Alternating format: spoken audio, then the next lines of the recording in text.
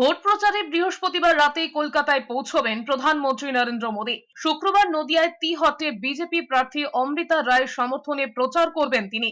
নরেন্দ্র মোদীর যাওয়ার আগেই বৃহস্পতিবারই ওই জেলায় প্রচার সেরে ফেলবেন মমতা বন্দ্যোপাধ্যায়। বৃহস্পতিবার কলকাতায় পৌঁছে রাতে রাজভবনে থাকবেন প্রধানমন্ত্রী। শুধু নদিয়ায় নয়, ৩রা মে শুক্রবার পূর্ব বর্ধমান, কৃষ্ণনগর, বোলপুরে সভা রয়েছে নরেন্দ্র মোদীর। এদিকে বৃহস্পতিবার তেহট্টে দেবনাথপুর কৃষক বাজারের কাছে হরিচাঁদ গুরুচাঁদ মাঠে মহুয়া মৈত্রর সমর্থনে প্রচার করবেন মমতা বন্দ্যোপাধ্যায়। তার ঠিক পরদিন ওই একই এলাকায় শ্যামনগর ফুটবল মাঠে অমৃতা রায়ের সমর্থনে সভা করবেন নরেন্দ্র মোদী। ২৪ ঘন্টারও কম ব্যবধানে কৃষ্ণনগর লোকসভা কেন্দ্রে প্রচার করবেন দুই হেভিওয়েট। এদিকে প্রধানমন্ত্রীর রাজ্য সফরের জন্য বৃহস্পতিবার সন্ধে থেকে শুক্রবার দুপুর পর্যন্ত কলকাতার বেশ কিছু রাস্তায় যান চলাচল নিয়ন্ত্রণ করবে পুলিশ।